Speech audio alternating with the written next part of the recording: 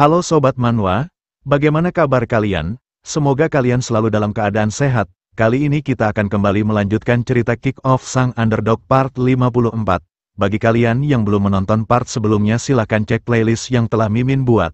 Kalau sudah langsung saja kita lanjut ke ceritanya.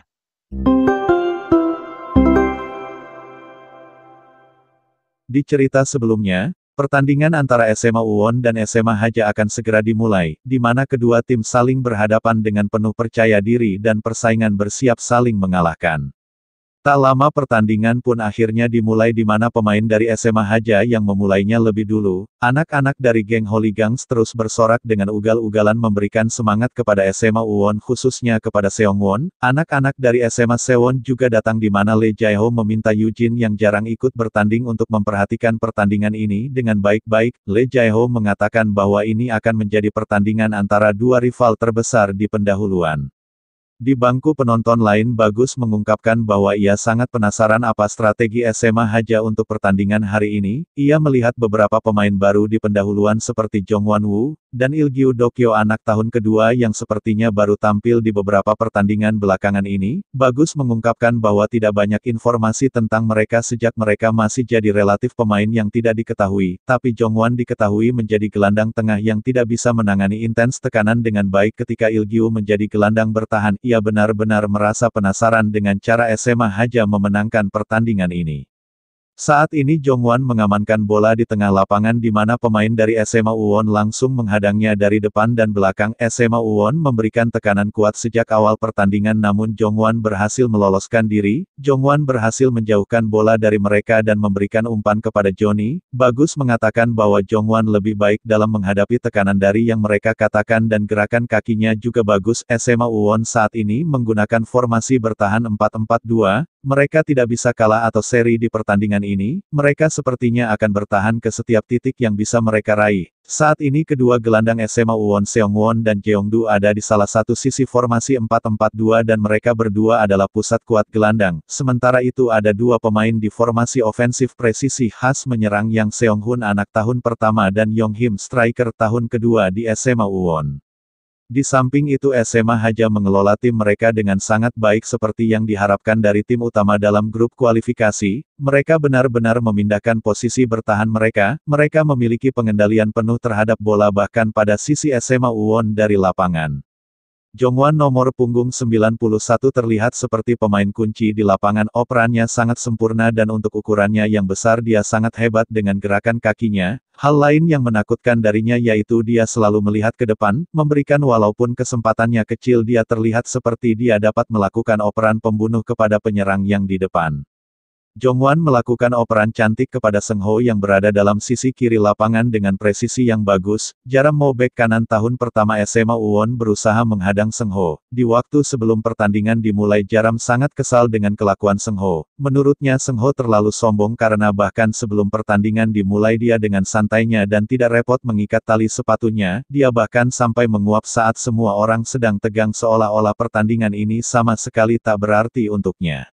Jaram bergumam mengatakan jika dinilai dari rambut maka Seng Ho pasti banyak menggunakan waktunya untuk menata rambutnya, dan hasilnya ia sangat yakin dia tidak bisa bermain bola dengan benar dan serius, tapi berbeda dengannya yang akan segera mencukur rambutnya sesegera mungkin setiap rambutnya mulai tumbuh kembali. Ini adalah caranya untuk menunjukkan bahwa ia fokus bermain sepak bola sebagai biksu meditasi.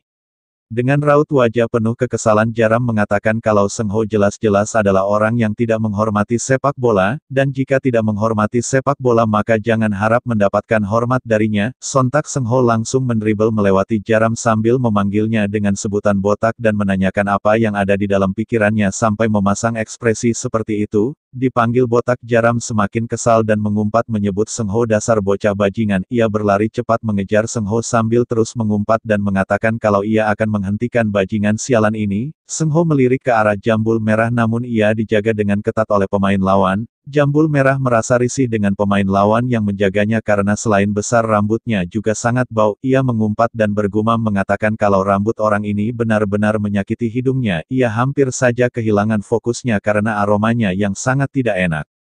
Di momen itu Jambul Merah mengingat nasihat Hong Hakchul yang memberitahunya bahwa tinggi sendiri tidak akan menyelesaikan masalahnya di lapangan. Hong Hakchul memintanya untuk berpikir dengan cermat tentang apa yang harus dia lakukan. Tepat saat wasit berkedip dalam seperkian detik itu Jambul Merah juga langsung mendorong pemain besar yang menjaganya. Pemain itu berteriak mengatakan kalau ini adalah pelanggaran. Namun wasit kebingungan membuat keputusan karena ia tidak tahu apa yang terjadi dan situasinya sudah seperti ini. Di waktu yang bersamaan Seng Ho juga langsung melepaskan umpan lambung kepada Jambul Merah yang berhasil lolos dari penjagaan. Bola itu tepat mengarah kepadanya di mana di sana juga sudah ada pemain lawan bernama Yondon Jong yang bersiap bertempur. Jambul Merah melompat berusaha mengamankan bolanya namun Yondon berhasil mengganggunya yang membuat bola melayang ke belakang. Yong Jae dan fullback kiri lawan Jo Jun Jong sedang bertarung memperebutkan bola tersebut. Sontak entah dari mana Jongwan seketika tiba-tiba muncul dan mengamankan bolanya lebih dulu membuat mereka berdua terkejut. Jongwan dengan cepat memutar tubuhnya dan berlari ke arah gawang. Ia tepat berada di depan gawang dan saat ini sedang berhadapan 1 lawan 1 dengan penjaga gawang. Ia pun langsung melepaskan tendangan keras tetapi tendangannya melesat melambung tinggi ke atas. Ia benar-benar sangat kesal dan mengumpat mengatakan ini sungguh sialan.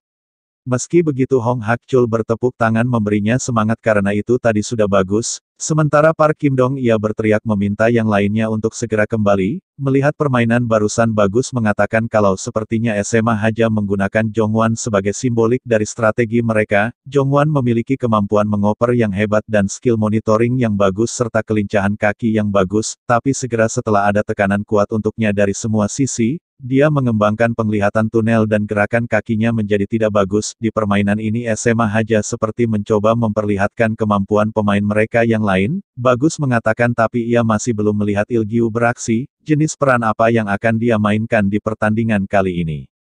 Pertandingan berlanjut dengan tendangan gawang dari SMA Uwon. SMA Haja benar-benar memberikan tekanan dan membuat penjaga gawang lawan kesulitan mengoper kepada rekannya yang terdekat. Dengan fullback mereka yang tersebar luas SMA Uwon melanjutkan pertandingan dengan mengoper ke sisi kanan lapangan. Bola tersebut diamankan oleh Jaram dan berusaha mencari celah untuk membawa bola ke depan. Secara perlahan ia membawa bola ke depan di mana pemain dari SMA Haja mulai mendekatinya. Sebelum terkepung Jaram langsung melepaskan umpan lambung jauh ke tengah lapangan. Di lapangan tengah 4 pemain SMA Uwon muncul dari berbagai arah mencoba mengamankan bola. Beberapa saat yang lalu mereka semua tersebar di samping lalu entah bagaimana mereka secara mendadak berkumpul di tengah seolah-olah mereka sudah merencanakan semuanya. Taeyong Kim dan Jeongdu bekerja sama untuk mengamankan bola, mereka membuang bolanya di mana pemain lain berhasil mengamankannya, dan orang itu adalah Seongwon di mana ia langsung menggiring bola ke depan. Ia tak membawa bola begitu lama dan langsung melepaskan umpan panjang jauh ke sisi kiri lapangan. Dengan berkumpulnya SMA Uwon di tengah mereka mengambil keuntungan ruang di sekitar Myong Seop yang datang membantu ke tengah. Yongmin mendapatkan bola dan mencoba menerobos dari samping, di mana Seongnam bergegas masuk untuk menutupinya. Sementara itu gelandang samping Jeongdu dan Seongwon menyerang lurus ke tengah. SMA Uwon tiba-tiba mempunyai 6 pemain di depan, di mana mereka semua berhadapan dengan bek pemain SMA Haja. SMA Uwon telah mengganti cara bermain mereka yang membuat SMA Haja berjuang untuk bertahan.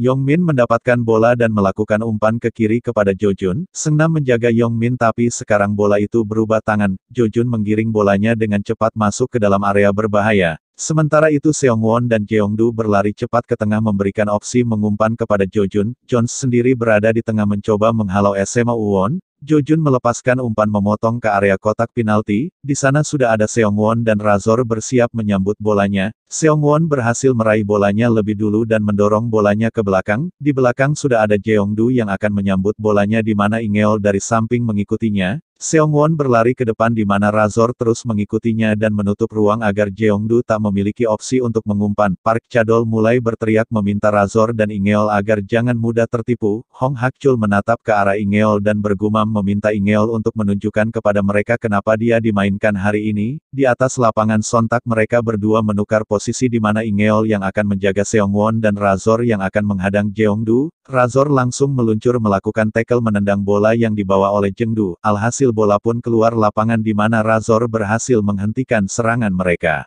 Yuna yang melihat alur pertandingan menanyakan kepada Park Chadol apa yang sedang terjadi, mengapa serangan SMA Uwon berlangsung sangat cepat. Park Chadol menjawabnya itu karena SMA Uwon memiliki strategi yang luar biasa. Menurutnya, ia pikir kunci untuk strategi ini adalah mengambil 11 pemain dan mengubah mereka menjadi satu tim seperti organisme, dan pelatih Piljung SMA Uwon melakukannya dengan brilian. Park Chadol mengungkapkan bahwa beberapa pelatih menugaskan para pemainnya dengan peran yang kompleks sehingga tim lain tidak memiliki ruang sekitar untuk berpindah, tapi itu semua juga tergantung pada kemampuan individu setiap pemain. Ini bisa juga menjadi bagus atau bencana. Sementara pelatih Piljung ia membuat strategi yang keduanya sangat sederhana dan efektif. Formasi bertahan SMA Uwon adalah 4-4-2 yang bergerak di lapangan bawah secara bersamaan, dan setiap kali mereka menyerang, mereka maju dengan penuh dan sementara itu mendorong keluar gelandang aktif kedua sisi mereka. Lalu setelah itu mereka memusatkan kepada gelandang mereka untuk menyerang. Dengan melakukan itu 6 pemain secara alami akhirnya mendominasi pusat lapangan, dan ini memberi mereka kontrol yang baik di atas aliran dari bola, dan sekali mereka dalam kendali, pemain ofensif di tengah-tengah perlahan-lahan pindah keluar sisi. Pada sisi ini fungsi mereka lebih seperti pemain sayap dari pemain depan, dan sekali gelandang samping maju ke tengah maka formasi serangan telah diselesaikan. Park Chadol mengatakan itu benar-benar sangat efektif dan sederhana. Para pemain SMA Uwon tidak perlu berpikir terlalu banyak tentang di mana mereka harus berada karena mereka secara alami jatuh ke tempat seperti mereka bergerak di sekitar lapangan, dan sejak mereka beralih posisi dengan cepat itu membingungkan pertahanan SMA Haja karena para pemain SMA Uwon seharusnya tanpa perubahan. Itulah mengapa pelatih Hong Hak-chul memasukkan Il Gyu di pertandingan ini sehingga SMA Haja akan memiliki ganda volante. Park Chadol menyebut Hong Hak-chul sebagai pelatih yang luar biasa karena ia bisa melihat semuanya dan langsung memainkan Ingeol. Pelatih dari kedua tim benar-benar adalah iblis yang menyembunyikan taringnya. Jeongdu kemudian bangkit setelah terkena tackle sebelumnya sambil mengatakan kepada Razor kalau ada sesuatu yang ingin ia beritahu. Ia lalu tersenyum dengan penuh percaya diri memamerkan cincin di jari manisnya. Ia memberitahu Razor kalau ia dan Minyong telah kembali bersama lagi. Di bangku penonton sontak Minyong dengan begitu kegirangan bersorak menyebut-nyebut nama Jeongdu dan memberinya semangat. Jeongdu menjadi meleleh dan meminta Razor untuk melihat Minyongnya yang ada di bangku penonton sedang bersorak kepadanya. Melihat tingkah tengil Jeongdu raut wajah Razor berubah menjadi menyeramkan. Ia menatap tajam ke arah Jeongdu yang entah apa yang ia pikirkan. Sementara itu Ingeol ia dengan tegas memberitahu Seongwon kalau ia tidak akan membiarkannya pergi tanpa penjagaan. Ini adalah alasan pelatih Hong Hak-chul membawanya ke pertandingan ini untuk menghentikannya, dan jika ia membiarkannya melakukan apa saja di lapangan maka tidak ada alasan ia berada di sini. Sekali lagi dengan tegas Ingeol mengatakan kepada Seongwon kalau ia akan menghapusnya dari lapangan ini, di mana Seongwon yang mendengarnya sama sekali tak mengatakan apapun dan hanya berjalan pergi sambil tersenyum tipis. Nah, sekian dulu pembahasan cerita kali ini. Perjalanan Kang Maru masih jauh, dan banyak hal yang akan terjadi dalam hidupnya. Apakah ia akan mencapai impiannya? Temukan jawabannya di kelanjutan cerita berikutnya.